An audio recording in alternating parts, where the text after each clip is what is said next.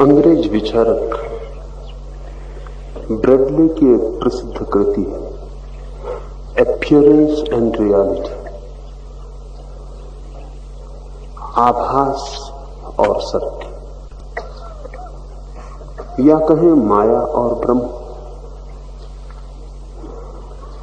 जो दिखाई पड़ता है वो केवल आभास है, जो दिखाई पड़ने के भीतर छिपा है और दिखाई नहीं पड़ता वही सत्य है। तो यथार्थ के दो रूप हैं, एक तो जैसा दिखाई पड़ता है ऊपर ऊपर, और एक जैसा है भीतर।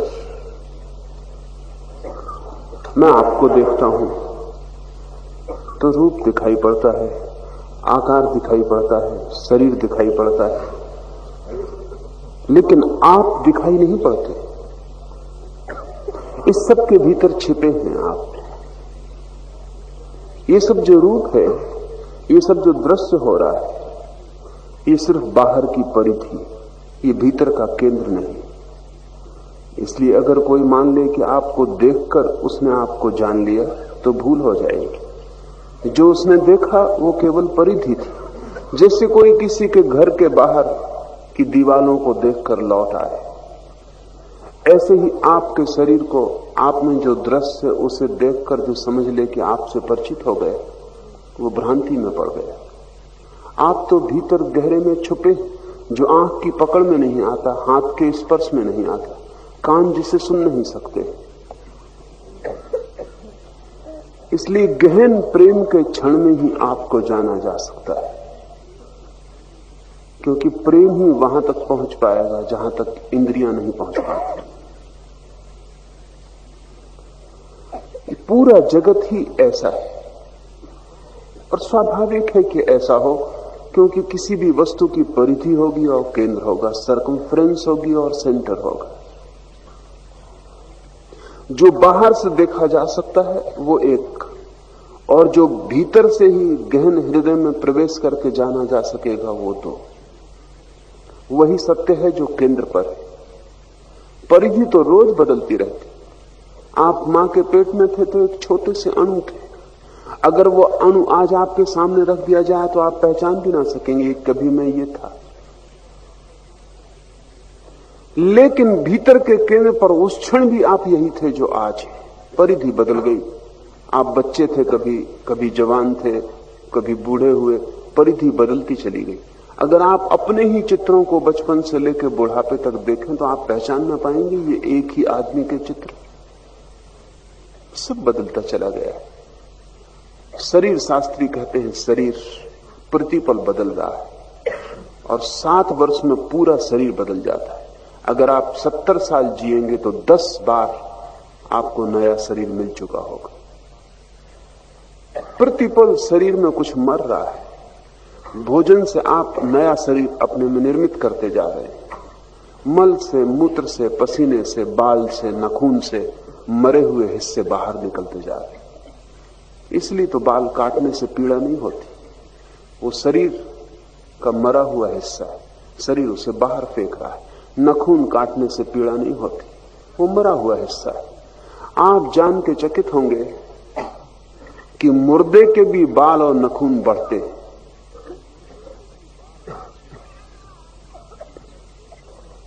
मुर्दा भी रखा रहे तो उसके बाल और नाखून बढ़ते रहते हैं, क्योंकि बाल और नाखून से जीवन का कोई संबंध नहीं है।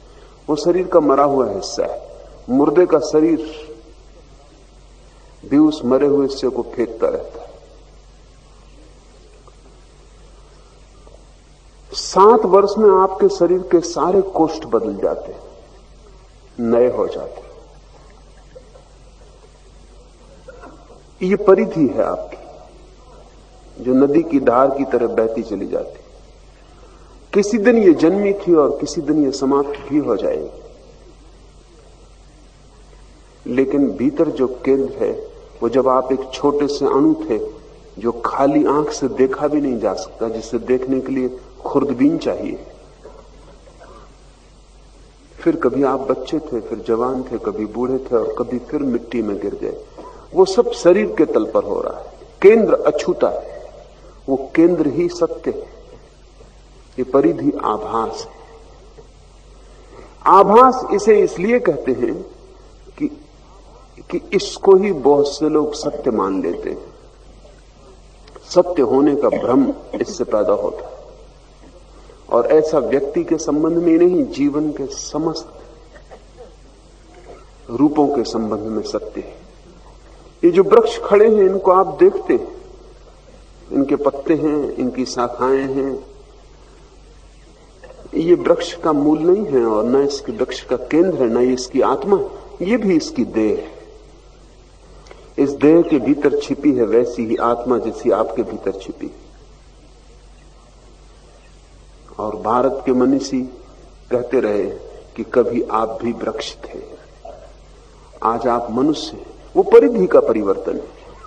आज जो वृक्ष है कभी वो भी मनुष्य हो जाए। और यहां इतने वृक्ष खड़े, ये भी सब एक जैसे नहीं, इनके भी व्यक्तित्वों में भेद, इनमें भी मूढ़ वृक्ष हैं, इनमें भी बुद्धिमान वृक्ष हैं।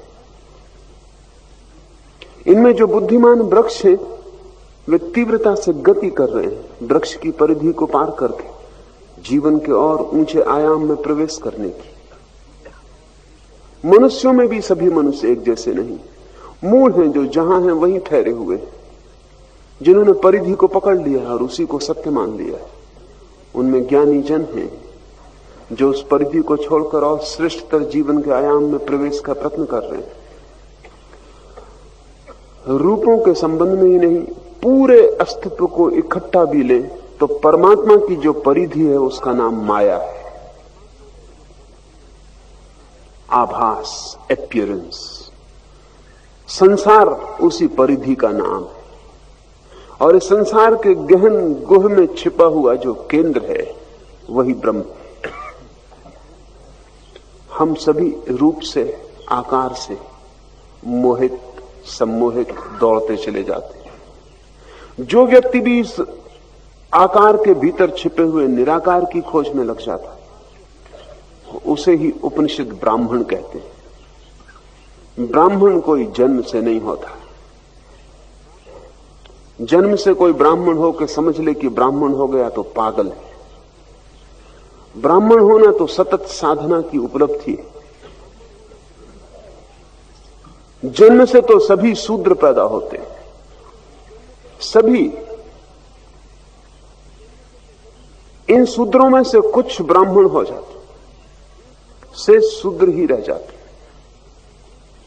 ब्राह्मण वही हो जाता है जो परिधि को छोड़कर केंद्र की तलाश में लग जाता है, जो माया के आवृत को तोड़कर और ब्रह्म की खोज में लग जाता है। आंखें जिससे देख पाती हैं उसमें उसकी उत्सुकता नहीं।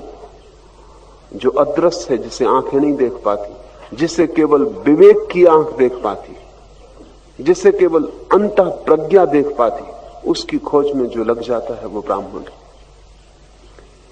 ये सूत्र कई अर्थों में कीमती है, इनमें हम प्रवेश करें।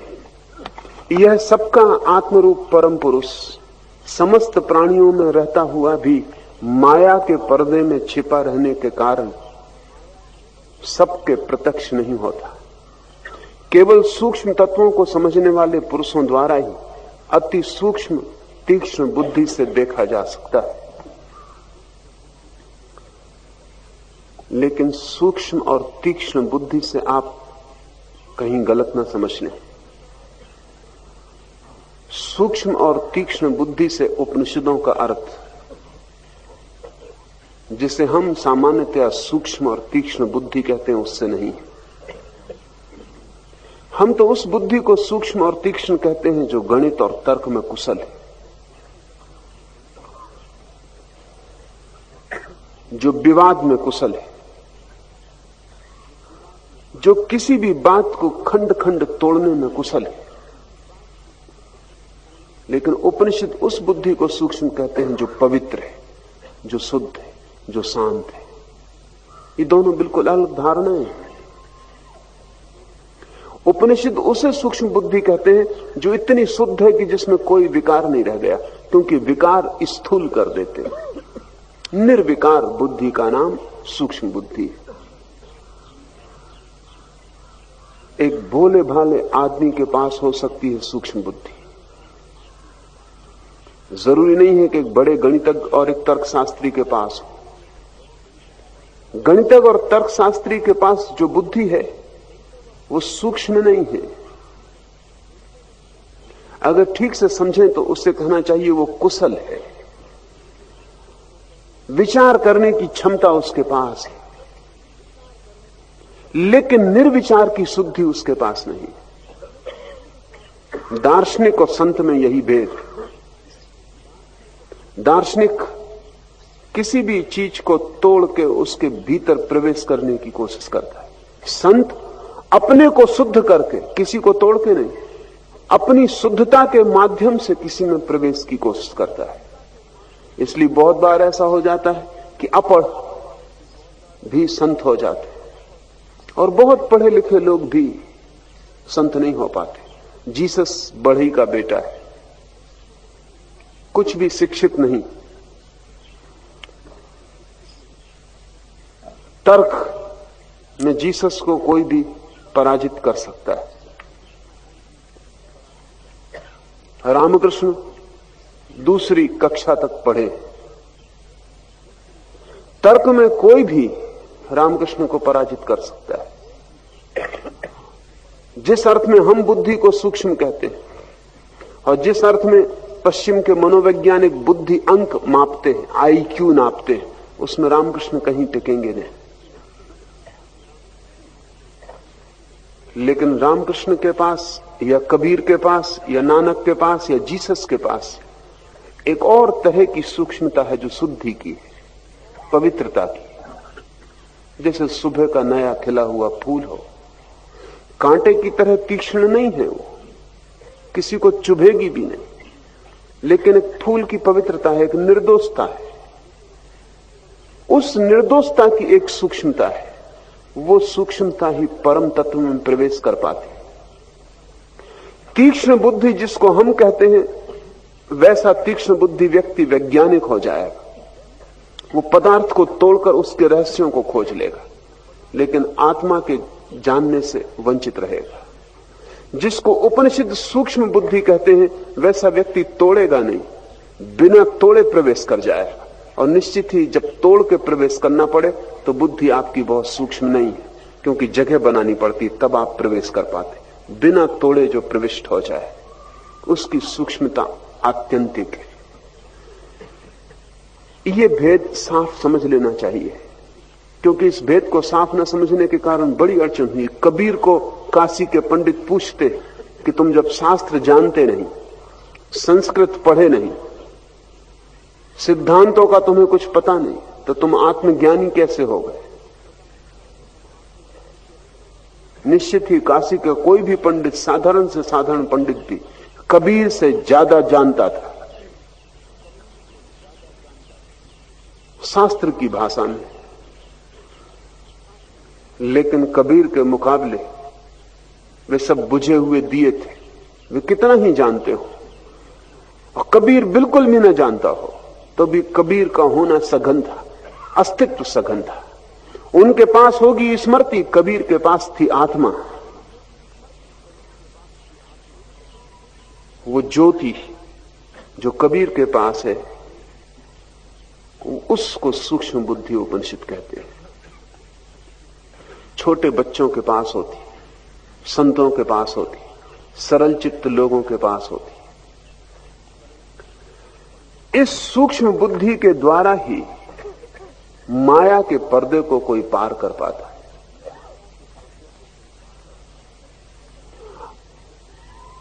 अगर कुशल बुद्धि हो तो माया के पर्दे को ही काटने में और समझने में उलझ जाता है।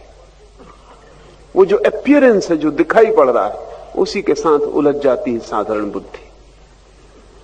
जो दिखाई पड़ रहा है उसको छोड़कर जो नहीं दिखाई पड़ रहा है उस तक पहुंचने की क्षमता, मैंने कहा, प्रेम में या प्रार्थना में। प्रेम जब कोई व्यक्ति सच में ही प्रेम करे या प्रेम में हो जाए तो शरीर भूल जाता है, शरीर के पार सीधी छलांग लग जाती। ऐसा ही प्रेम जब कोई सारे अस्तित्व से करता है तो उसका नाम प्रार्थना है। ध्यान बुद्धि को सूक्ष्म करने की प्रक्रिया है। जैसे जैसे आप ध्यान करते हैं बुद्धि के विकार गिरते चले जाते हैं। एक घड़ी आती है जब बुद्धि परिशुद्ध हो जाती है, उसमें कुछ भी विकार, कोई भी फॉरेन एलिमेंट, कोई भी विजाती तत्व नहीं रह जाता, विचार तक नहीं रह जाता। बुद्धि इतनी निर्मल हो जाती कि विचार भी नहीं करती, सिर्फ होती है, सिर्फ एक ज्योति होती है। उस ज्योति में जरा भी धुआं नहीं होता, शुद्ध प्रकाश रह जाता, आलोक। उस शुद्ध आलोक से ही व्यक्ति माया के पर्दे में छिपे हुए ब्रह्म को जानने में समर्थ हो पाता है। बुद्धिमान साधक को चाहिए कि पहले वाक आदि समस्त इंद्रियों को मन में निरुद्ध करे, उस मन को ज्ञान स्वरूप बुद्धि में विलीन करे, ज्ञान स्वरूप बुद्धि को महान आत्मा में विलीन करे और उसको शांत स्वरूप परम पुरुष परमात्मा में विलीन करे। ये प्रक्रिया है बुद्धि के सूक्ष्म और शुद्ध होने की। शुरू करना है वाक से, वाणी से, विचार से, शब्द से। हमारी बुद्धि विकृत है क्योंकि इतने विचारों का बोझ है। विचार ही विचार हैं, जैसे आकाश में बादल ही बादल छाए हो, आकाश खो जाए, दिखाई भी ना पड़े, सूर्य का कोई दर्शन न हो, ऐसी हमारी बुद्धि है। विचार ही विचार छाए, उसमें वो जो बुद्धि की प्रतिभा है, जो आलोक है, वो खो गया, छिप गया। एक बादल हट जाए तो आकाश का टुकड़ा दिखाई पड़ना शुरू हो जाता। छिद्र हो जाए बादलों में तो प्रकाश की रोशनी आनी शुरू हो जाती, सूरज के दर्शन होने लगते। ठीक ऐसे ही बुद्धि जब तक विचार से बहुत ज्यादा आवृत है, और एक परत नहीं है विचार की, हजारों परतें हैं। जिससे कोई प्याज को छीलता चला जाए तो परत के भीतर परत, परत के भीतर परत। ठीक ऐसे विचार प्याज की तरह, एक विचार की परत को हटाएं दूसरी परत सामने आ जाती, दूसरे को हटाएं तीसरी आ जाती, एक विचार को हटाएं दूसरा विचार मौजूद, दूसरे को हटाएं तीसरा मौजूद। ये परत दर परत विचार है। ये हमने जन्मों में इकट्ठे किए, जन्मों जन्मों में। ये धूल है जो हमारी लंबी यात्रा में हमारे मन पे इकट्ठी हो गई। जिससे कोई यात्री रास्ते पे चले तो धूल इकट्ठी होती चली जाए, और उसने कभी स्नान न किया और यात्रा करता ही रहा हो, तो बहुत धूल इकट्ठी हो जाए, यात्री का पता ही न चले कि वो कहां खो गया। ध्यान स्नान है बुद्धि का, और जो ध्यान नहीं संभाल पा रहा है उसकी बुद्धि कचरे से लद जाएगी, स्वाभाविक। प्रतिपल संस्कार पड़ रहे हैं, हर घड़ी। पूरे दिन में वैज्ञानिक कहते हैं कोई 10 लाख संस्कार बुद्धि पे पड़ते हैं। आप सोच भी नहीं सकते 10 लाख कहां से पड़ते होंगे। हर चीज का संस्कार पड़ रहा है। अभी मैं बोल रहा हूं, ये संस्कार पड़ रहा है। पक्षी आवाज कर रहा है, वो संस्कार पड़ रहा है। एक कार का हॉर्न बजा, वो संस्कार पड़ा। वृक्ष में हवा दौड़ी, वो संस्कार पड़ा। पैर में एक चींटी ने काटा, वो संस्कार पड़ा। सिर में थोड़ी पीड़ा हुई, वो संस्कार पड़ा। पढ़ रहे हैं 10 लाख संस्कार दिन भर में, 24 घंटे में, और ये सब इकट्ठे होते जा रहे हैं। ये संस्कार धूल है, और ये हम जन्मों से इकट्ठे कर रहे हैं। इसलिए बहुत परतें इकट्ठी हो गई। जब आप सोए हैं तब भी संस्कार पड़ रहे हैं। नींद लगी है आपकी, लेकिन इससे कोई फर्क नहीं पड़ता, क्योंकि बुद्धि पूरे वक्त काम कर रही। बाहर कोई आवाज होगी, नींद में भी संस्कार पड़ रहा है। गर्मी पड़ेगी, संस्कार पड़ रहा है। मच्छर आवाज कर रहे हैं, संस्कार पड़ रहा है। करवट बदली, संस्कार पड़ रहा है। गर्मी है, सर्दी है, पूरे समय बुद्धि इकट्ठा कर रही है। हर चोट। बुद्धि की क्षमता बहुत ज्यादा है। वैज्ञानिक कहते हैं कि अनंत संस्कार बुद्धि इकट्ठी कर सकती। आपके इस छोटे से सिर के भीतर कोई 7 करोड़ सेल है, और एक एक सेल अरबों संस्कार इकट्ठा कर सकता है। इसलिए कोई अंत नहीं। सारे दुनिया का जितना ज्ञान है वो एक आदमी की बुद्धि में समाया जा सकता है। ये जो इकट्ठी होती परतें हैं, इनके कारण आप आच्छादित हैं, इस आच्छादन को तोड़ना पड़ेगा। इस तोड़ने का प्रारंभ बुद्धिमान साधक को चाहिए। पहले वाक आदि समस्त इंद्रियों को मन में निरुद्ध करे। इसलिए मौन का इतना मूल्य है। मौन का अर्थ है कि आप बाहर और भीतर बोलना बंद कर रहे हैं, क्योंकि बोलना बुद्धि की बड़ी गहरी प्रक्रिया है। बोलने के द्वारा बुद्धि बहुत कुछ इकट्ठा करती रहती है, और जो भी आप बोलते हैं वो आप सिर्फ बोलते नहीं हैं, बोला हुआ आप सुनते भी हैं। उसके संस्कार और सघन हो जाते हैं। जब आप एक ही बात बार बार बोलते रहते हैं तो आपको पता नहीं कि आप बार बार सुन भी रहे हैं। संस्कार गहरे होते जा रहे हैं। और आप कचरा बोलते रहते हैं।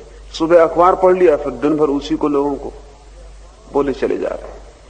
कोई व्यर्थ की बात जिसका कोई भी मूल्य नहीं, जिससे किसी को कोई लाभ नहीं होगा, उसको आप बोले चले जा रहे हैं। अगर आप अपने 24 घंटे का विश्लेषण करें तो आप पाएंगे कि 99% तो कचरा था। जो आप न बोलते तो किसी का कोई हर्ज न था। ध्यान रहे, जिसे बोलने से किसी को कोई लाभ नहीं हुआ है, उसे बोलने से हानि निश्चित हुई है। क्योंकि न केवल आपने दूसरे के मन में कचरा डाला है, जो कि हिंसा है, जिसका कोई मूल्य नहीं है, वह आप बोल के दूसरे के मन में डाल दिए। और जब आप बोल रहे थे तो आपने फिर से सुन लिया है, वो आपके भीतर दोबारा गहरा हो गया, उसकी फिर से संस्कार पड़ गया, फिर कंडीशनिंग हो गई। अगर आप एक असत्य को भी बार बार बोलते रहें तो आप खुद ही भूल जाएंगे कि वो असत्य है। इतने संस्कार भीतर पड़ जाएंगे कि वो लगने लगेगा सत्य। एडोल्फ हिटलर ने कहा है कि कोई भी असत्य को सत्य करना हो तो एक ही तरकीब है, उसे बोले चले जाओ। दूसरे ही मान लेंगे ऐसा नहीं है, आप खुद भी मान लेंगे। आप अपनी जिंदगी में देखें, कई असत्य आपको सत्य मालूम पड़ने लगे, क्योंकि आप इतने दिन से बोल रहे हैं कि अब आपको भी स्मरण नहीं रहा कि पहले दिन ये बात असत्य थी। बहुत बार संस्कार पड़ जाने से गहरे हो जाते, लीक बन जाती। पहला काम है साधक के लिए कि वो वाणी को संयत कर ले, वही बोले जो बिल्कुल अनिवार्य हो, अपरिहार्य हो, जिसके बिना चल ही ना सकेगा। ये दुनिया बड़ी शांत हो जाए अगर लोग अपरिहार्य को बोले, व्यर्थ को ना बोले। व्यर्थ को बोल के बड़ी झंझट में पड़ते हैं, क्योंकि बोल के आप ही थोड़ी बोलते हैं, दूसरा जवाब भी देगा। थोड़ा आप सोचें कि अगर आप संयत रहे होते, मौन रहे होते, तो कितने उपद्रव आपके जीवन से बच गए होते। बोल के आप न मालूम कितने उपद्रवों में पड़ रहे, फिर उनको बचाने के लिए और बोलना पड़ता है। फिर ये सिलसिला बढ़ता चला जाता है, एक विशियस सर्किल, एक दुष्ट चक्र है जिसका फिर कोई अंत नहीं। इसलिए साधु चुप हो जाता है, उतना ही बोलता है जितना अनिवार्य है, और उतना ही बोलता है जिससे किसी का हित हो सके, अन्यथा मौन रह जाता। वाणी को जब आप बाहर से रोकेंगे तो भी जरूरी नहीं कि भीतर रुक जाए, क्योंकि आप दूसरे से न बोलें तो खुद से बोलते रहते। बैठे हैं और खुद ही से बात चल रही,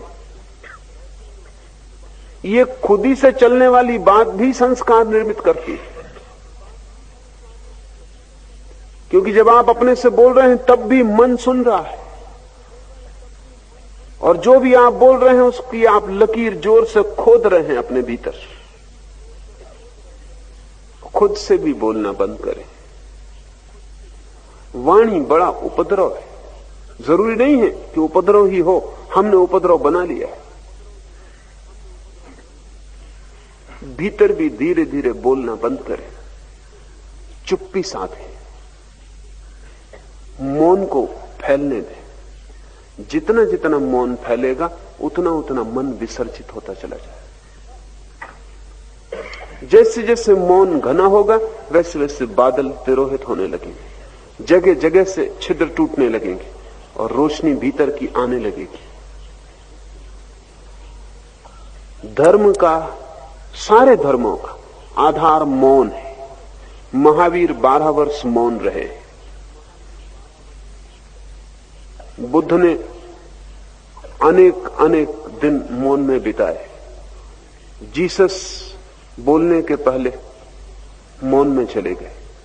मोहम्मद को कुरान का अवतरण हुआ जब वे परम मौन की अवस्था में थे। इस जगत में जो भी सत्य का अवतरण हुआ है वो तब हुआ है जब भीतर चुप्पी, सब शांत।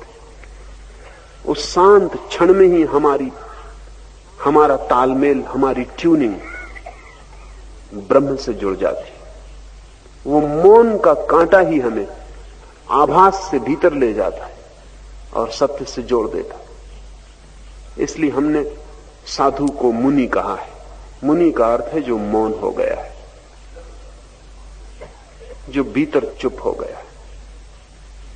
असल में वही बोलने का अधिकारी है जो भीतर चुप हो गया हो, क्योंकि उसके बोलने का कुछ मूल्य होगा, क्योंकि बोलने का अर्थ होगा उसने कुछ जाना है जिसे वो दे रहा। जो चुप नहीं है वो बोलने का अधिकारी नहीं। जो भीतर बोले चला जाता है उसका बोलना एक बीमारी है। आप जब दूसरों से बात करते हैं तो आप सच में उनसे बात नहीं कर रहे हैं, आप अपने को उलीचना चाहते हैं। इसलिए कोई न मिले आपको सुनने को तो बेचैनी शुरू हो जाती। बातचीत बकवास के लिए कोई चाहिए, लेकिन दूसरा भी आपकी बकवास इसलिए सुन रहा है कि जब तुम चुप होगे तो वो भी शुरू करेगा, और कोई प्रयोजन सुनने का नहीं। मैंने सुना है कि एक सभा में एक नेता व्याख्यान कर रहा, लेकिन धीरे धीरे लोग उठ के जाते गए। व्याख्यान पूरा होते होते एक ही आदमी बचा। उस नेता ने कहा, धन्यवाद तुम्हारा कि इस गांव में लोग बिल्कुल ना समझ मालूम पड़ते, एक तुम ही बुद्धिमान। उसने कहा, ऐसा कुछ भी नहीं, असल में आपके बाद मेरे बोलने की बारी, आपको सुनने को नहीं रुका हूं। मेरा भी व्याख्यान होने वाला है इसी सभा में। कोई किसी को सुन नहीं रहा है, किसी को किसी से सुनने का प्रयोजन नहीं। सुनना पड़ता है क्योंकि बोलना है। सुनना रुस्बत है। जब आप किसी की बात सुन रहे हैं तब अपने भीतर देखना, आप प्रतीक्षा कर रहे हैं कब ये सज्जन चुप हो, और अगर कोई सज्जन चुप ही ना हो तो आप कहते हैं बिल्कुल बोर है। बोर का मतलब आपको बोर करने का उसने बिल्कुल मौका नहीं दिया, अपनी ही बोले चला जा रहा। आप अपनी बोलना चाहते थे, उसने आपको मौका ही नहीं दिया। जो सुसंस्कृत लोग हैं वे आपको बोर भी करते हैं और आपको भी बोर करने का मौका देते हैं। थोड़ा बोलते हैं, थोड़ा आपको बुलवाते हैं, इससे सत्संग बना रहता है, इससे आप घबराते भी नहीं। ये लेन देन, लेकिन ये बीमारी है। अगर बोलना आपकी मजबूरी हो और आपको बोलने में राहत मिलती हो कि आप हल्के होते हैं, तो समझना कि आप जो बोल रहे हैं वो कचरा है। इससे किसी का कोई लाभ होने वाला नहीं है। हम अपना कचरा दूसरे में डालते हैं, दूसरा अपना कचरा हमें डालते हैं। दोनों के पास कचरा बढ़ जाता है। कचरा घटना चाहिए। इसलिए अगर साधक को बहुत बार जंगल में भाग जाना पड़ा है तो वो आपसे कम भागा है, आप जो कचरा उसके ऊपर उंडेलते हैं उससे ज्यादा भागा है। जंगल में मौन होने की उसे सुविधा मिल गई, लेकिन जंगल भागने की जरूरत नहीं। अगर समझ हो तो आप यहीं धीरे धीरे मौन होते जा सकते हैं। एक बात भर स्मरण रखें, व्यर्थ न बोलें। जब तक पक्का न हो जाए कि इससे किसी का लाभ होगा तब तक न बोलें। जब तक ऐसा न लगे कि ये बोलना बिल्कुल ही अनिवार्य है तब तक न बोलें। और भीतर भी धीरे धीरे बोलने की प्रक्रिया को शांत करें। जब मन बोलने लगे तो आप उसको कोऑपरेट न करें, सहयोग न दें। आप दूर खड़े हो जाओ, कहें कि बोलो, लेकिन मैं कोई साथ न दूंगा, मैं साक्षी रहूंगा, मैं देखता रहूंगा कि तुम बोल रहे हो, लेकिन तुम्हारा कोई रस नहीं लूंगा। तटस्थ हो जाएं, एक उपेक्षा भीतर बना लें। बुद्ध ने कहा है कि साधु के लिए भीतरी उपेक्षा बड़ी जरूरी है। उपेक्षा का मतलब है इंडिफरेंस। उसका मतलब है कि चल रहा है मन, ठीक है, चलने दो, लेकिन हमें कोई प्रयोजन नहीं, हम इसमें बीच में उतर के रस न लेंगे। ध्यान रहे, मन तभी तक चलता है जब तक आप उसमें रस लेते। रस दो तरह के, या तो पक्ष में हो या विपक्ष में हो, दोनों रस है। आपके मन में कोई विचार चल रहा है, आप उसके पक्ष में, तो आप उसमें जुड़ जाते, आप विचार के साथ बहने लगते, आप विचार को प्राण दे रहे हैं, क्योंकि विचार अपने आप में निर्जीव है। आपका साथ हो तो सजीव हो जाता, या आप उसके दुश्मन हो जाएं। जब आप दुश्मन हो जाते हैं तब भी आप प्राण देते हो। ये जरा कठिन समझ में आएगा, क्योंकि जब आप किसी विचार के दुश्मन हो जाते हैं तब आपने लड़ना शुरू कर दिया, आपने संघर्ष शुरू कर दिया। संघर्ष का मतलब है कि आप विचार में रस ले रहे हैं, दुश्मन का रस, लेकिन रस ले रहे हैं। न मित्र न शत्रु, उपेक्षा कि ठीक है, चलो, न तुम्हारे चलने में मेरी उत्सुकता है, न तुम्हारे न चलने में मेरी उत्सुकता है। तुम चलो तो ठीक, तुम न चलो तो ठीक, मैं दूर खड़ा हूं। ऐसे तटस्थ भाव को जो साधता है उसे भीतर मौन उपलब्ध हो जाता है।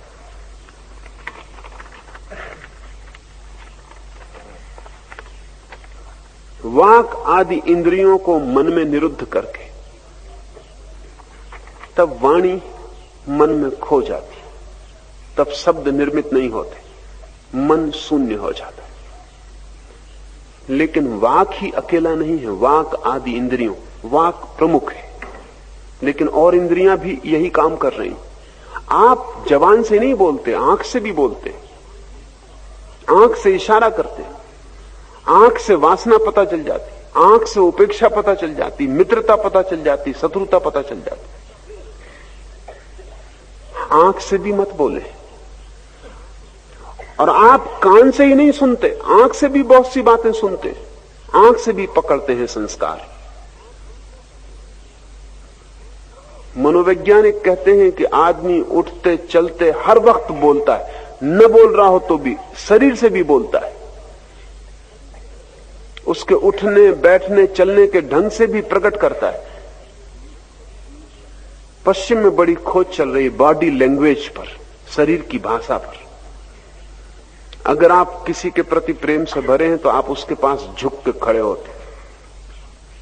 अगर एक स्त्री आपसे बचना चाहती है तो वो पीछे की तरफ झुक के खड़ी होगी जब आपसे बात करेगी। अगर आपसे नहीं बचना चाहती तो आगे की तरफ झुक के खड़ी होगी, वो बोल रही है। अगर आप जरा शरीर की भाषा समझे तो आप समझ सकते हैं कि स्त्री आपके प्रेम में पड़ना चाहती है कि आपसे बचना चाहती है। कुछ बिना कहे सिर्फ उसका शरीर बता देगा। अगर कोई स्त्री आपके प्रेम में पड़ना चाहती है तो दोनों पैर अलग रख के बैठेगी। अगर वो आपसे बचना चाहती है वो एक दूसरे पैर के ऊपर पैर रख के बैठेगी। वो खबर दे रही कि मेरे द्वार बंद है। आप ट्रेन में चल रहे हैं, आसपास लोगों को बैठे हुए देखें, आप हैरान होंगे, सबके शरीर कुछ खबर दे रहे हैं, प्रतिपल इशारा कर रहे हैं। आप वाणी से ही नहीं बोलते, कान से ही नहीं सुनते, पूरे शरीर से भी सुनते, पूरे शरीर से भी बोलते। आप थोड़ा सा अपने पे ध्यान देंगे तो आपको ख्याल में आना शुरू हो जाएगा कि आपका शरीर भी इशारा करता है। इसलिए बुद्ध ने मुद्राओं पर बड़ा जोर दिया। ये बॉडी लैंग्वेज, शरीर की भाषा का सवाल है। बुद्ध को आप बैठे देखते, वो जिस ढंग से बैठे उस बैठने पे आपने शायद कभी विचार न किया हो। वो बैठना बता रहा है, वो इस ढंग से बैठे हैं जैसे अपने में पूरे, जैसे अपने से बाहर जाने की कोई इच्छा नहीं है, अपने से बाहर जैसे कोई उत्सुकता नहीं है, अपने में घिरे एक वर्तुल के भीतर शांत। उनके बैठने का जो ढंग है वो बता रहा है कि उनकी दूसरे में कोई इच्छा, कोई उत्सुकता, कोई वासना नहीं। आप बैठे हो, खड़े हो, सोए हो, हर हालत में आप खबर दे रहे हैं। भीतर का मन इंगित कर रहा है, इशारे कर रहा है। आप किसी आदमी का हाथ हाथ में लेते, आपका हाथ, आपके हाथ की गर्मी, आपके हाथ से दौड़ती हुई जीवन की धारा कई खबरें देती। जब आप किसी का हाथ प्रेम से हाथ में लेते हैं तब आपके हाथ की गर्मी और होती, तब आपके हाथ से जीवन ऊर्जा उस दूसरे हाथ में दौड़ती हुई होती, स्वागत करती हुई होती। जब आप बेमन से किसी का हाथ में लेते हैं तो आपके हाथ में कोई गर्मी नहीं होती, ऊर्जा जाती हुई नहीं होती, भीतर की तरफ खिंची हुई लौटती हुई होती, हाथ ठंडा होता, उसमें कोई स्वागत कोई स्वीकार नहीं होता। प्रतिपल सारी इंद्रियों से हम बोलते हैं और सारी इंद्रियों से सुनते हैं। अहंकारी आदमी की नाक बता देगी कि कितना अहंकार भीतर है, आंख बता देगी कि वो आपको तुच्छ समझता है, दो कौड़ी का समझता है। उसके खड़े होने उठने का ढंग बता देगा कि तुम कुछ भी नहीं हो। आपने कभी ख्याल किया, जब आप अपने घर में अपने नौकर के पास से गुजरते हैं तो आपके गुजरने का ढंग दूसरा होता है, जब आप अपने मालिक के पास से गुजरते हैं तो गुजरने का ढंग दूसरा होता है, शरीर की भाषा बदल जाती। नौकर के पास से आप ऐसे गुजरते हैं जैसे वो है ही नहीं, ना कुछ, उसकी मौजूदगी कोई अर्थ नहीं रखती, वो कोई आदमी नहीं है, कोई यंत्र है। जब आप मालिक के पास से गुजरते हैं तो आप ऐसे गुजरते हैं जैसे मैं बिल्कुल नहीं, तुम ही हो। ये सब कहा नहीं जाता, लेकिन ये सब समझा जाता है। इसको कहने की कोई भी जरूरत नहीं। पति घर में प्रवेश करता है और वो जानता है कि आज पत्नी कलह करेगी कि नहीं। प्रवेश करते ही उसके खड़े होने का, बैठने का, उसके चेहरे का, उसकी आंख का ढंग, उसका जोर से बर्तन रखना कि आहिस्ता बर्तन रखना, सब बता देता। मनस्वित कहते हैं कि घर में जिस दिन पत्नी पीड़ित है, दुखी है, परेशान है, उस दिन 6 गुनी ज्यादा आवाजें होती, बर्तन गिरते हैं, चीजें जोर से रखी जाती, कुछ उसे पता नहीं, लेकिन भाषा है, वो प्रकट कर रही है अपनी भाषा से। वो कह रही कि आज सब अस्त व्यस्त है, सब अराजक है। जब पत्नी प्रेम में होती तो घर में आवाजें बिल्कुल नहीं होती, चीजें आहिस्ता से रखी जाती हैं, प्रीति से रखी जाती। वो जो पति पर प्रेम है या घृणा है, वो चीजों पर भी प्रकट होता है। उसके सारे व्यक्तित्व का जो तरंगायत रूप है, जो वाइब्रेशंस हैं, वो सब बदल जाती। पति घर में प्रवेश करते ही जान लेता है कि हवा कुछ और है, तापमान ठीक नहीं। इसके लिए न कहना पड़ता न बताना पड़ता है। ऋषि कह रहा है इस उपनिषद में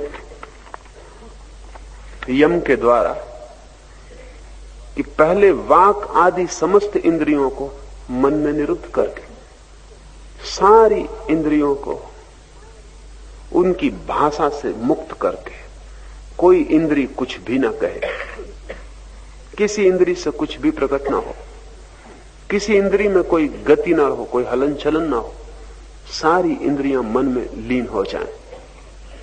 फिर उस मन को ज्ञान स्वरूप बुद्धि में विलीन करके, फिर ये जो मन शेष रह जाएगा मौन,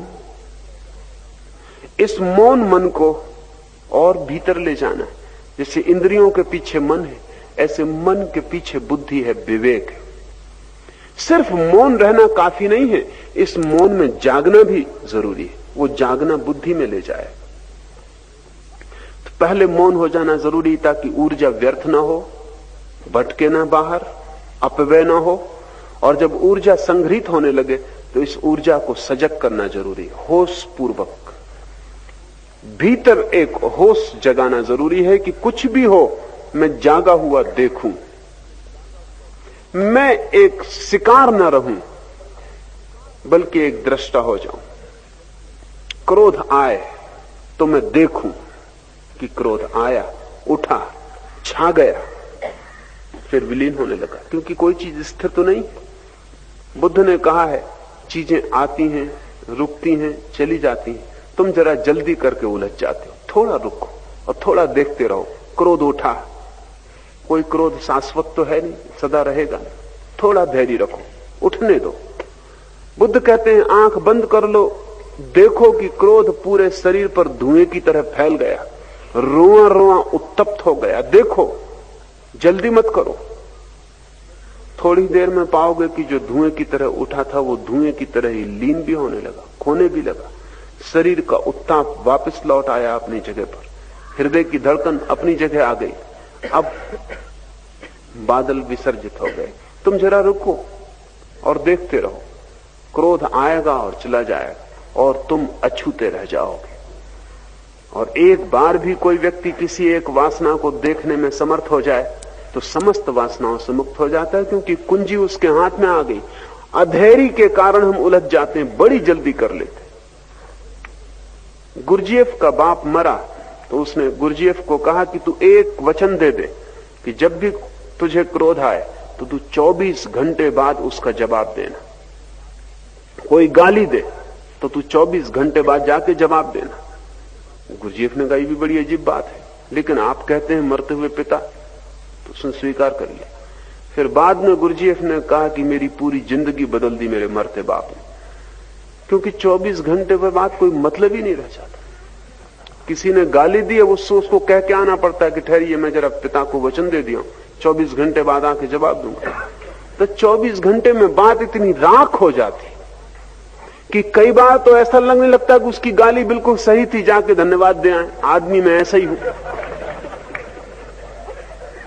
कई बार ऐसा लगता है कि उसने गाली दी, ये उसके भीतर का रोग है, इससे मेरा क्या प्रयोजन, मैं तो सिर्फ निमित्त था। लेकिन गुरजीएफ ने कहा, ऐसा मौका कभी नहीं आया कि मैं 24 घंटे बाद जाके गाली का उत्तर दिया हूं। 24 घंटा बहुत वक्त, 24 क्षण भी अगर आप रुक जाएं, जिंदगी दूसरी होने लगेगी। मौन को जागरण बनाना है और मन को बुद्धि में, विवेक में विसर्जित कर देना। फिर ज्ञान स्वरूप बुद्धि को महान आत्मा में विलीन करे। फिर ये जो जागरण है, फिर ये जो विवेक है, ये जो अवेयरनेस है, ये भी अंत नहीं है, क्योंकि इस जागरण के लिए भी चेष्टा करनी पड़ती, और जो भी चेष्टित है वो स्वभाव नहीं बन पाता। जिसमें भी प्रयास करना पड़ता है वो ऊपर ऊपर ही रह जाता है। इसकी भी कोशिश करनी पड़ती, भीतर साधना पड़ता है। जागे रहो, होश रखो, ये भी द्वंद है, एक तरह का संघर्ष है। तो उपनिषद कह रहा है कि फिर इस संघर्ष को भी, इस चेष्टा को आत्मा में लीन करना। आत्मा का अर्थ है बीइंग और चेष्टा का अर्थ होता है डूइंग, जो भी हम करते हैं वो।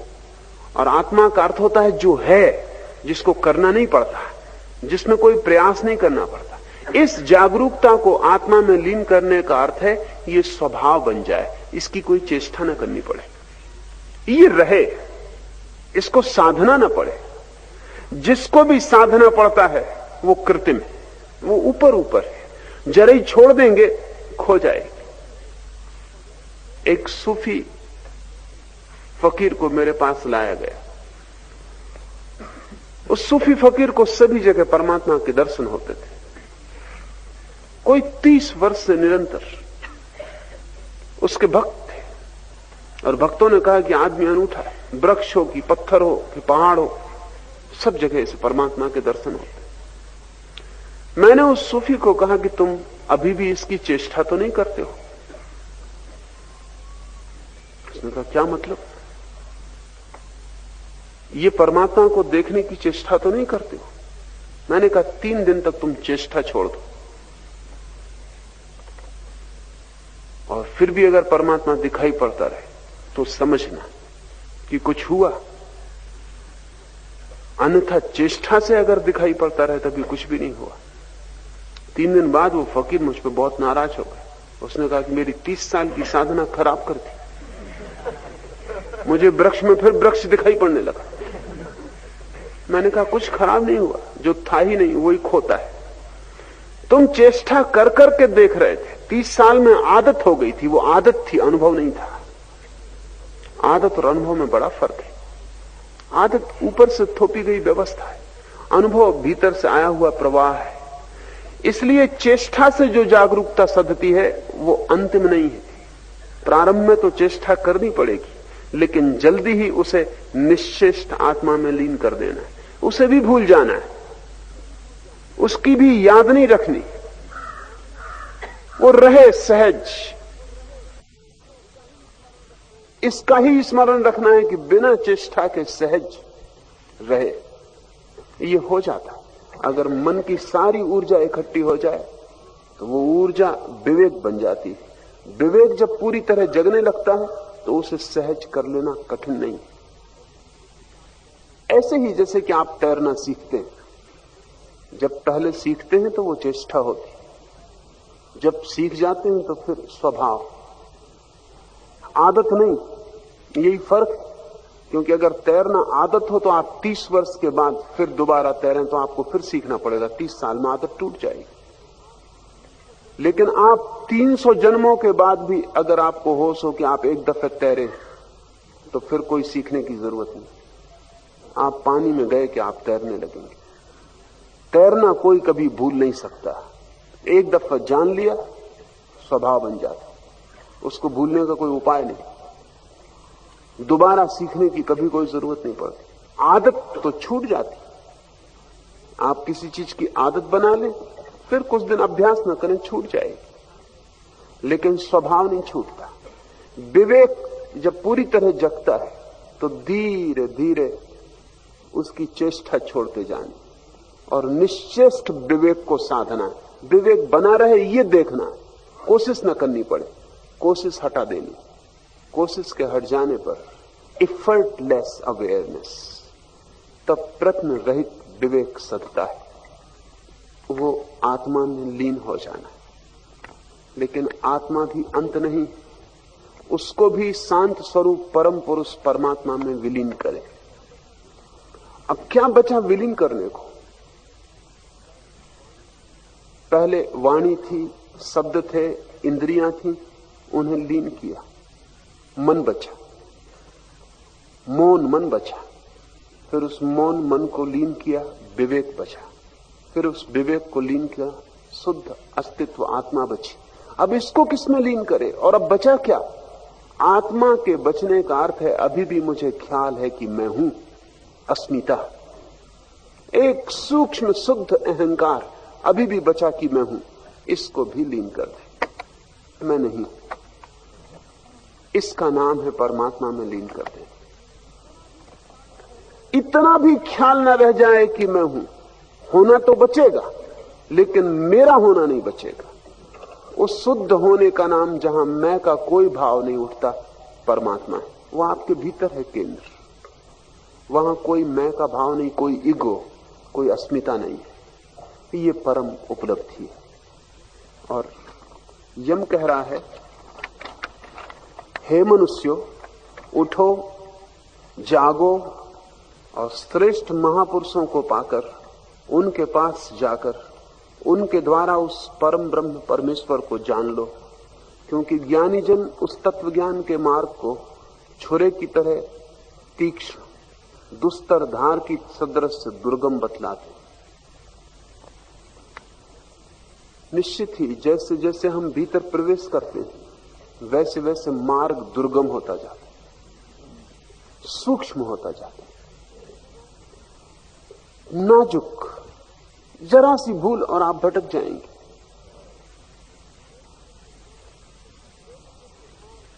जैसे जैसे मार्ग भीतर जाता है, वैसे वैसे रहस्यपूर्ण होता जाता है। और जैसे जैसे मार्ग भीतर जाता है, वैसे वैसे आप अकेले होते जाते हैं। इस भीतर के रास्ते पर भी किसी का साथ मिल जाए, वो साथ किसका हो सकता है?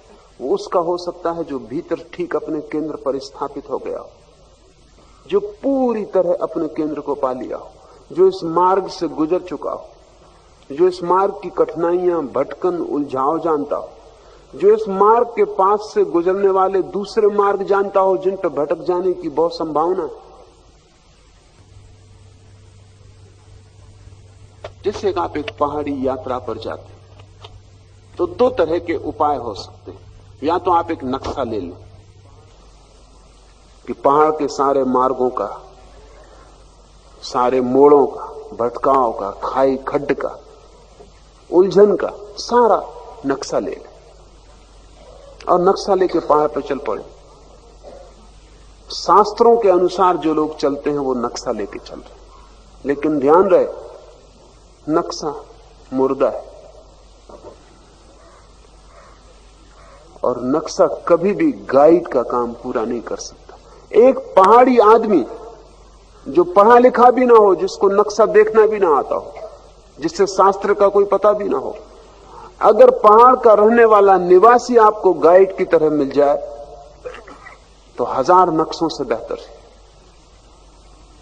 क्योंकि सारी भूमि उससे परिचित है। उसे कोई हिसाब लगाने की जरूरत नहीं, वो उस भूमि में बड़ा हुआ पला, वो उस भूमि के रत्ती रत्ती से वाकिफ। वो पर्वत, वो पहाड़ उसके लिए मित्र है, भूलने भटकने का कोई सवाल नहीं।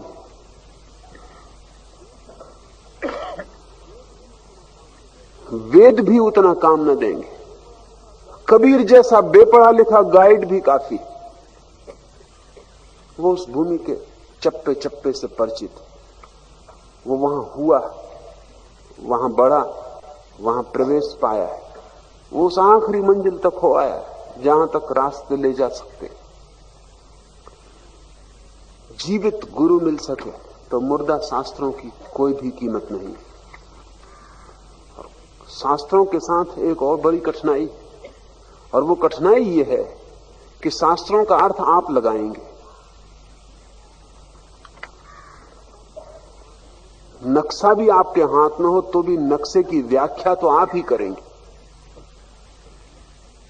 और आप क्या व्याख्या करेंगे? आप वही अर्थ निकाल लेंगे जो आप निकाल सकते। आपका अर्थ आपसे बड़ा तो नहीं हो सकता, इसलिए जितने लोग गीता पढ़ते हैं उतने ही अर्थ होते हैं। जिस भांति का आदमी गीता पढ़ेगा उसी भांति का अर्थ निकाल लेगा। वो अर्थ कृष्ण का कभी भी नहीं हो सकता, वो अर्थ आपका ही होगा। तो गीता से आप कहां जाएंगे, क्योंकि अर्थ आप अपना निकाल लेंगे। वो अर्थ कृष्ण का होता तो शायद आप कहीं जा भी सकते थे, इसलिए शास्त्र सार्थक नहीं हो पाते। शास्त्र तो बहुत, नक्शे कितने, कोई 300 धर्म है जमीन पर, तो 300 नक्शे हैं परमात्मा तक जाने के, लेकिन कोई नक्शा काम नहीं आ रहा। सबके पास नक्शे, सब अपना अपना नक्शा लेके बैठे हुए, लेकिन नक्शे का अर्थ वो खुद ही निकालना पड़ता है। नक्शे की भाषा, नक्शा तो प्रतीक है, नक्शा कोई असली चीज तो नहीं है। नक्शे के हाथ में होने से कुछ भी नहीं होता। कई बार तो यह भी हो सकता है कि नक्शा ही भटकाने का कारण हो जाए।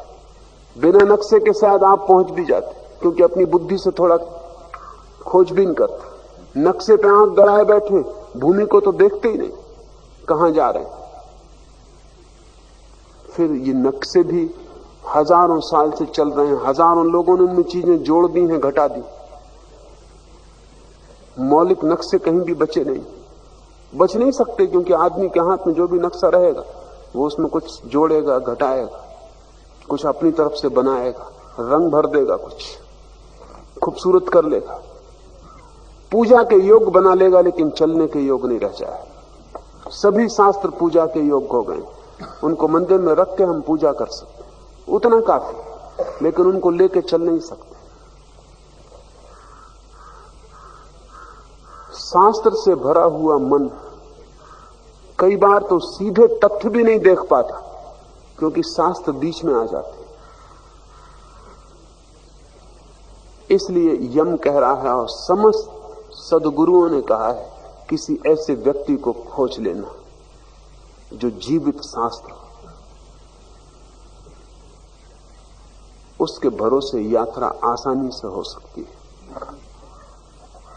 क्योंकि आप को व्याख्या नहीं करनी पड़ेगी, और आप पूछ भी सकते हैं, और धीरे धीरे वो आपको अपनी तरफ उठाने लगेगा। बुद्ध या महावीर या कृष्ण या क्राइस्ट जीवित शास्त्र,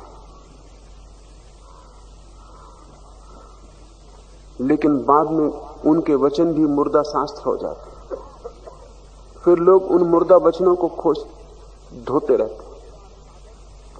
समझदार साधक पहले तो यही कोशिश करेगा कि कोई जीवित व्यक्ति मिल जाए जो गाइड हो सके, और ऐसा कभी भी नहीं होता पृथ्वी पर कि ऐसे जीवित व्यक्ति न हो। ऐसा कभी होता ही नहीं जो आपको मार्ग न दे सके। यम कह रहा है, हे मनुष्यों, उठो, जागो और श्रेष्ठ महापुरुषों को पाकर उनके पास जाकर उनके द्वारा उस पर ब्रह्म परमेश्वर को जान दो, क्योंकि ज्ञानी जन उस तत्व ज्ञान के मार्ग को छुरे की तीक्ष्ण की हुई दुस्तर धार के सदृश दुर्गम बतलाते। अकेले में उपद्रव भी हो सकता है। अकेले में तय करना बहुत मुश्किल है कि कहां जा रहे हैं, क्या कर रहे हैं, जो हो रहा है वो ठीक हो रहा है या नहीं हो रहा है। और भीतर की शक्ति से खेलना उपद्रव है, क्योंकि बड़े जाल हैं भीतर भी, और भीतर की ऊर्जा जग जाए और ठीक मार्ग न पकड़े तो विक्षिप्त आप हो सकते।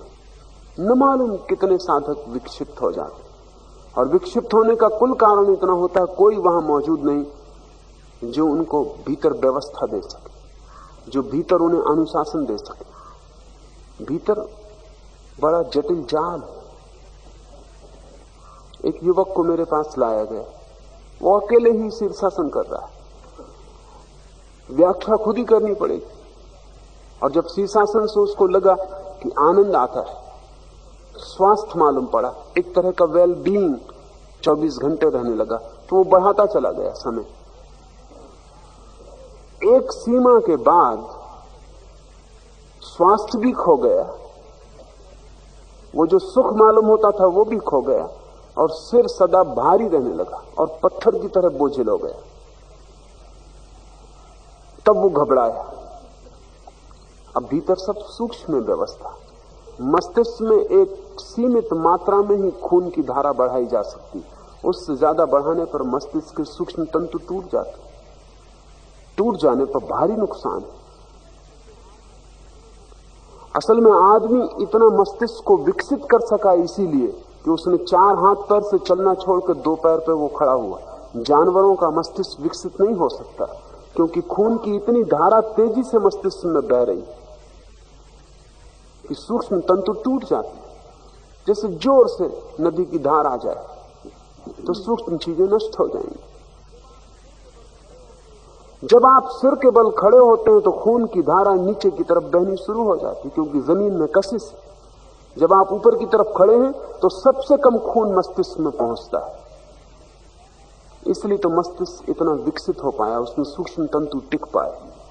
जानवर जमीन के साथ दोनों हाथ, चारों हाथ पैर जमीन पर रख के चल रहे हैं, उनके सिर पर कशिश उतनी ही पड़ रही जमीन की जितने उनके पूरे शरीर पर पड़ रही।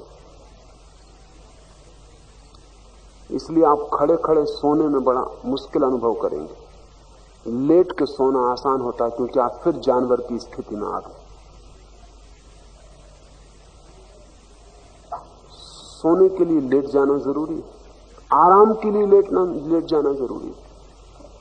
असल में कोई भी पशु की अवस्था में जाने में आराम मिलेगा, क्योंकि मनुष्य की जो तकलीफ है, तनाव है, वो छूट जाता है। उस युवक के सूक्ष्म तंतु टूट गए, मस्तिष्क एक विक्षिप्तता की हालत में। शीर्षासन लाभ कर सकता है, लेकिन जीवित व्यक्ति और गुरु के करीब, क्योंकि वो तय करेगा कि कितनी देर, कितना समय, कितना और कब, क्योंकि सभी समय भी नहीं हो सकता। अगर आप रात शीर्षासन कर रहे हैं तो अलग परिणाम होंगे, सुबह कर रहे हैं तो अलग परिणाम होंगे, सूरज के उगने के साथ शीर्षासन के अलग परिणाम होंगे, सूरज के डूबने के साथ अलग परिणाम होंगे, चांद किस अवस्था में उसके अनुसार अलग परिणाम होंगे, पूर्णिमा के रात अलग परिणाम होंगे, अमावस के रात अलग परिणाम होंगे, क्योंकि जीवन कोई छोटी घटना नहीं, बड़ा विराट जाल। आपको पता है पूर्णिमा के रात दुनिया में सर्वाधिक लोग पागल होते हैं।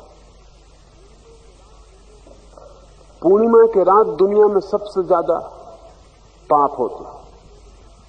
पूर्णिमा की रात दुनिया में सबसे ज्यादा हत्याएं होती, आत्महत्याएं होती, क्योंकि पूरा चांद आदमी के मन को उसी तरह खींचता है जैसे सागर में लहरों को।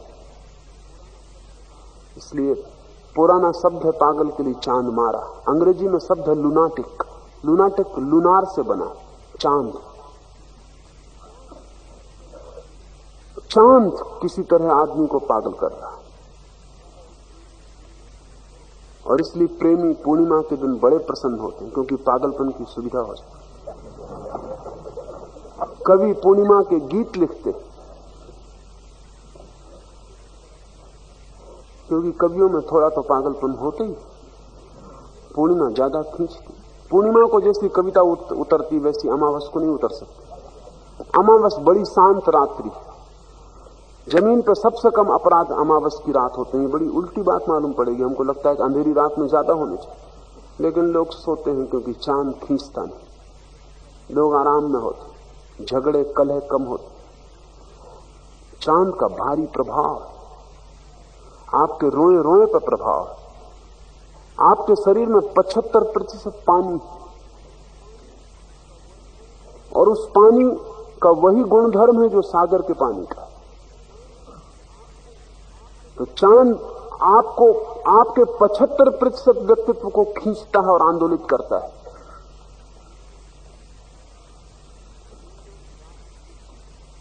पूर्णिमा की रात शीर्षासन बड़ा खतरनाक हो सकता है। अमावस की रात उतना खतरनाक नहीं होगा, लेकिन ये कोई जीवित गाइड के पास, किसी शास्त्र में ये लिखा हुआ नहीं। और बहुत सी सूक्ष्मताएं हैं जो लिखी नहीं जा सकती, क्योंकि एक एक व्यक्ति में भेद पड़ेगा। अगर बहुत बुद्धिमान आदमी है तो बहुत थोड़े शीर्षासन से फायदा होगा। अगर मूढ़ है तो लंबे शीर्षासन से फायदा होगा। इस बात पर निर्भर करेगा कि मस्तिष्क के तंतु कितने मोटे और कितने सूक्ष्म। मोटे तंतु ज्यादा देर तक शीर्षासन करें तो हर्जा नहीं होगा। और एक बात आप जान के चकित होंगे कि शीर्षासन करने वाले किसी आदमी ने अब तक नोबेल प्राइज नहीं पाई, और शीर्षासन करने वालों ने कोई बहुत बड़ी बुद्धिमत्ता का प्रमाण नहीं दिया। कुछ मामला, कुछ कारण। शीर्षासन जटिल प्रयोग है, और जब तक जीवित व्यक्ति के करीब न किया जाए, फायदे की जगह नुकसान ज्यादा संभव है। ये ऐसे ही जैसे कि आपको एक एलोपैथी के दवाखाने में आप घुस जाएं, जहां की सब पॉइजन, और अपने ही दिल से मिक्सचर तैयार करके नहीं लगा, और डॉक्टर से कहें कि तुम क्या जानोगे, मैं बीमार हूं, मैं अपनी बीमारी को ज्यादा जानता हूं कि तुम मेरी बीमारी को ज्यादा जानते। या एक मेडिकल की किताब उठा लें और पढ़ पढ़ के दवाइयों का प्रयोग करें, आपकी बीमारी तो न जाएगी, बीमार चला जाएगा। लेकिन शरीर के साथ आप इतना उपद्रव नहीं करते, आप मजे से डॉक्टर के पास चले जाते, और वो जो प्रिस्क्राइब करता है, वो जो लिख देता है, उसको आप वेद वाक्य मान के उसका अनुसरण करते। मन शरीर से बहुत सूक्ष्म, उसके लिए किसी महापुरुष के पास ही जाके प्रिस्क्रिप्शन खोजना चाहिए। उसके प्रिस्क्रिप्शन आप खुद ही लिख लेते। अनेक लोग कुछ ना कुछ करते रहते हैं। कोई किसी तरह का ध्यान करता रहता है, कोई किसी तरह का आसन करता रहता है, कोई कुछ लोग अपना अपना खोज के बनाते रहते हैं। आपके बनाए हुए नक्शे और आपकी व्याख्याएं खतरनाक है। आप अपने से थोड़े सावधान रहें। लेकिन क्यों ऐसा होता है? एक महापुरुष के पास जाने में क्या अड़चन? अहंकार को अड़चन होती। किसी महापुरुष के पास जाने में अहंकार को बड़ी पीड़ा होती। वो पीड़ा वैसे ही जैसे ऊंट को पहाड़ के पास जाने में होती, क्योंकि वहां उसको पहली दफा पता चलता है कि हम कुछ भी नहीं। तो ऊंट पहाड़ से बचता है। आदमी भी महापुरुष के पास जाने से बचते, और पहुंच भी जाएं तो भी ऐसा इंतजाम करते हैं सुरक्षा का कि महापुरुष कुछ कर न पाए, कहीं कोई बदलाहट न करे, कहीं कोई जीवन की धारा न बदल दे। हम इतने भयभीत का कारण हमारा अहंकार है। महापुरुषों के पास तो केवल वे ही जा सकते हैं जो अपने को मिटाने को, खोने को, छोड़ने को राजी,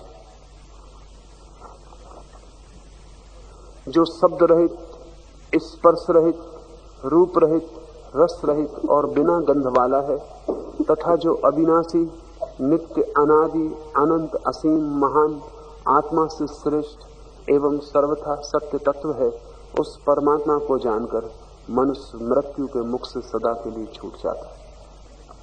मेधावी मनुष्य यमराज के द्वारा कहे हुए नचिकेता के सनातन उपाख्यान का वर्णन करके और श्रवण करके ब्रह्मलोक में महिमा को उपलब्ध होते, प्रतिष्ठित होते।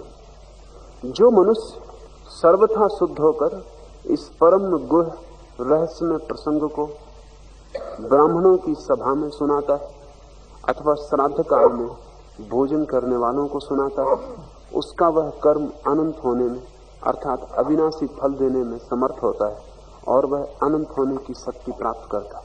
इस अंतिम बात को बहुत गौर से समझ लेना चाहिए, क्योंकि इसकी बड़ी भ्रांत व्याख्याएं हो गई। पहली तो बात, ब्राह्मणों की सभा का अर्थ ब्राह्मणों की सभा नहीं, ब्रह्म संसद, ब्रह्म की खोज करने वालों की सभा।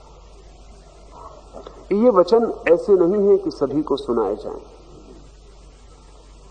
क्योंकि जिनके भीतर कोई प्यास नहीं है उनके लिए ये वचन व्यर्थ मालूम पड़ेंगे। जिनके भीतर कोई प्यास नहीं है उनके लिए इन वचनों का कहना नासमझी। बीमार को औषधि की जरूरत है, प्यासे को इन वचनों की, प्रवचनों की जरूरत है। प्यास बिल्कुल जरूरी है, सभी के लिए ये नहीं, और अध्यात्म कभी भी सभी के लिए नहीं हो सकता।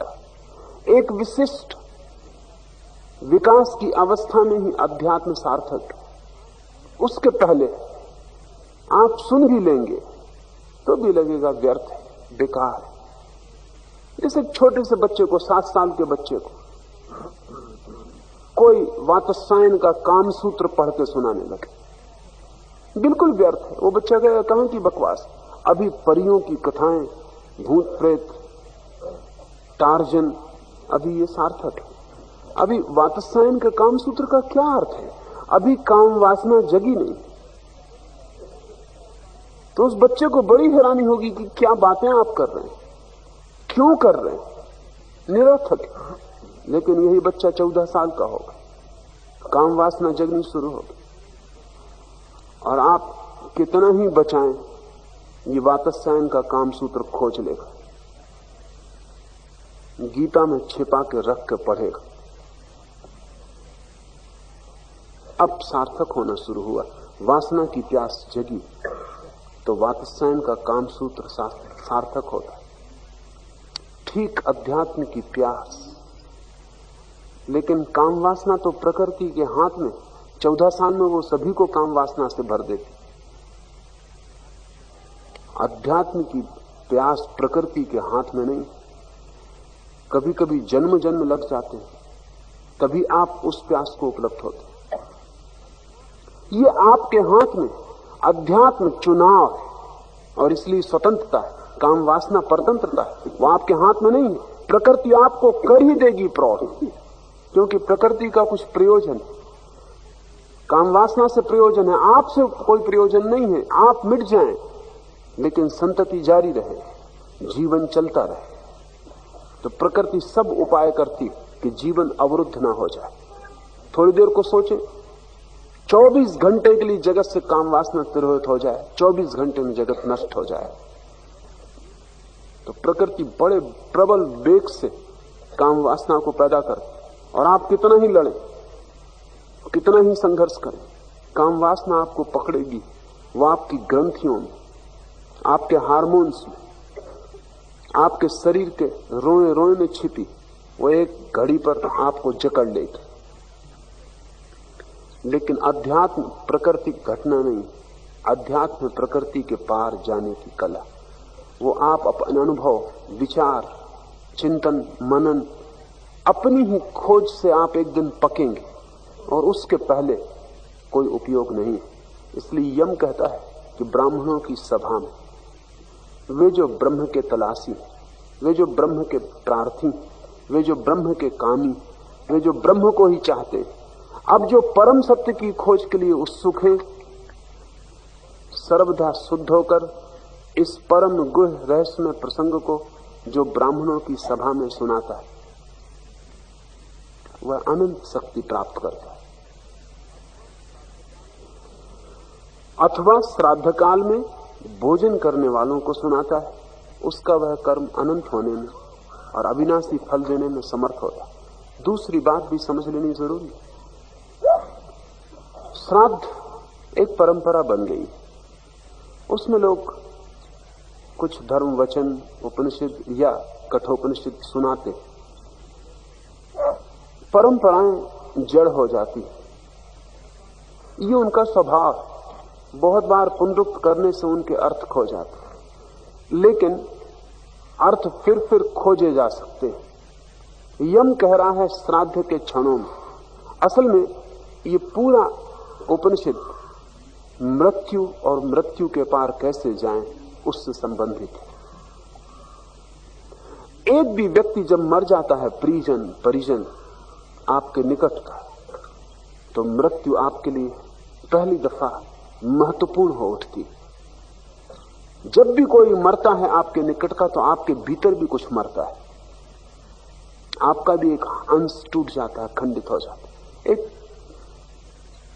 स्त्री को आप प्रेम करते हैं, आपकी पत्नी या आपका बेटा या आपका पति या आपकी मां, जिस दिन आपकी पत्नी मरेगी, उस दिन पत्नी ने जो जो आपके भीतर भर दिया था और आपके व्यक्तित्व में जो जो जगह घेर ली थी और आपके हृदय के जिन जिन कोनों में वो प्रवेश कर गई थी, वो सब एकदम टूट जाएंगे। पत्नी ही नहीं मरती, पति भी उसी दिन मरेगा, आधा तो मरेगा ही, घाव छूट जाए, मौत बड़ी अर्थपूर्ण हो जाएगी। और सच तो यह है, आपकी मौत के समय तो आप होश में नहीं रहेंगे, इसलिए उस वक्त कठोपनिषद सुनाना बहुत सार्थक नहीं होगा, सुनने वाला बेहोश होगा। लेकिन जब परिजन मरता है, तब आप आधे मरते और होश भी रहता है, उस वक्त कठोपनिषद सार्थक हो सकता है। वो क्षण संवेदनशील है, उस क्षण आप ग्राहक हैं, उस क्षण आप समझना चाहते हैं क्या है मृत्यु, और उस क्षण आप ये भी जानना चाहते हैं क्या मृत्यु के पार कुछ बचता है। आपकी प्रेयसी, आपका प्रिय, आपका बेटा, आपकी मां, आपका पिता, आपका मित्र, क्या सच में ही बिल्कुल मिट गया या कुछ बच रहता है? उस क्षण आपकी पूरी चेतना मृत्यु के इर्द गिर्द घूमती है। श्राद्ध के क्षणों में ये विचार सार्थक हो सकते हैं, उपयोगी हो सकते हैं, क्योंकि मौत के प्रति जब आप संवेदनशील हैं, तभी अमृत की तलाश शुरू हो सकती है। कुछ क्षण जीवन में बड़े महत्वपूर्ण हैं। एक तो जीवन में क्षण महत्वपूर्ण है जिस दिन आप पैदा होते, मां के गर्भ से छूटते, अति महत्वपूर्ण क्षण। मनोवैज्ञानिक कहते हैं कि उससे महत्वपूर्ण क्षण फिर दूसरा खोजना मुश्किल है, क्योंकि पहली बार आप स्वतंत्र होकर श्वास लेते, एक परिधि थी मां की, उससे आप झटके से बाहर आ जाते, जगत में आपका प्रवेश होता। वो क्षण ट्रॉमेटिक है। ओटो रैंक, एक बहुत बड़े मनोवैज्ञानिक का तो कहना है कि जब तक हम उस क्षण को न बदलें, तब तक आदमियत को बदला नहीं जा सकता। उस क्षण में आदमी दुख से भर जाता है, इसलिए सभी बच्चे रोते चीखते पैदा होते। वो बड़े गहन दुख का क्षण, क्योंकि सारा सुख जो गर्भ का था छिन गया, सारी शांति गर्भ की छिन गई।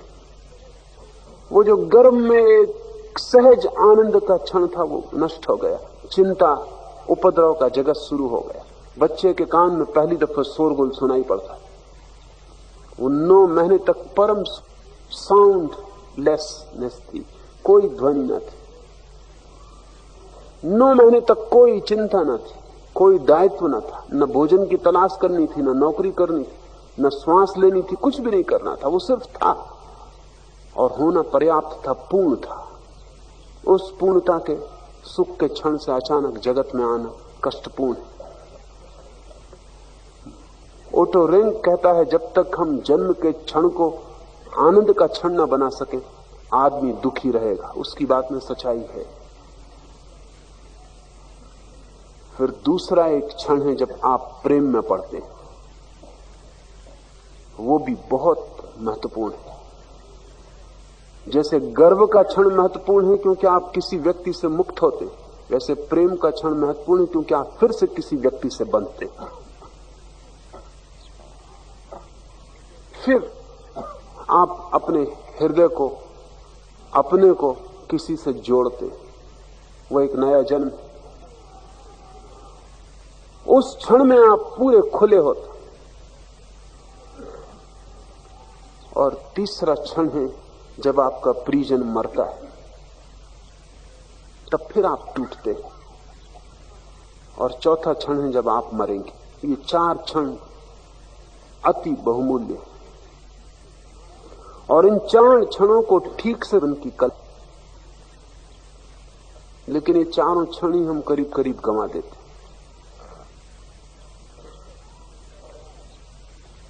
बच्चा जिस क्षण पैदा होता है, अभी कुछ जीवशास्त्री एक सिद्धांत विकसित किए। उनका सिद्धांत यह है कि बच्चा जैसे ही पैदा होता है, उस क्षण उसके आसपास जो भी वातावरण होता है, जो भी घटना घट रही होती, वो बच्चे पर सदा के लिए संस्कारित हो जाती। उस क्षण का इंपैक्ट बहुत गहन है, फिर उससे छुटकारा बहुत मुश्किल है। एक वैज्ञानिक प्रयोग कर रहा था मुर्गियों के ऊपर। तो जैसे ही मुर्गी का बच्चा अंडे से निकलता है, उसको अब पहला दर्शन अपनी मां का होता। वो अंडे पर संभाल के बैठी, उसको से रही, बस वो मां के पीछे भागने लगता। एक वैज्ञानिक प्रयोग कर रहा था, उसने मां की जगह एक रबर का गुब्बारा अंडे के ऊपर रखा हुआ है, और जैसे ही अंडे से चूजा निकला, उसने मां को तो नहीं देखा, रबर के गुब्बारे को देखा। बस रबर का गुब्बारा उसकी मां हो गया। रबर का गुब्बारा जहां भी ले जाओ, वो उसके पीछे भागता हुआ चला जाए। मां की उसे कोई चिंता ही नहीं, मां पास भी आए तो वो फिक्र ना करे। और ये फिर उस चूजे के लिए जिंदगी भर के लिए उपद्रव हो गया। वो चूजा फिर किसी मुर्गी को प्रेम नहीं कर सका, रबर का गुब्बारा ही उसका प्रेम हो गया। इस तरह के बहुत प्रयोग हुए हैं अभी, और उनसे ये पता चलता है कि वो जो जन्म का क्षण है वो बड़ा कीमती है। अगर उस क्षण में जो भी प्रभाव हम पर पड़ते हैं, वो जीवन भर हमारे साथ रहते हैं। इसलिए मनोवैज्ञानिक कहते हैं कि हर बेटा उस स्त्री की तलाश में जो उसकी मां जैसी होगी, चाहे उसे पता हो चाहे ना हो। और कोई भी स्त्री मां जैसी तो खोजना मुश्किल है, इसलिए सभी स्त्रियों से दुख मिलेगा।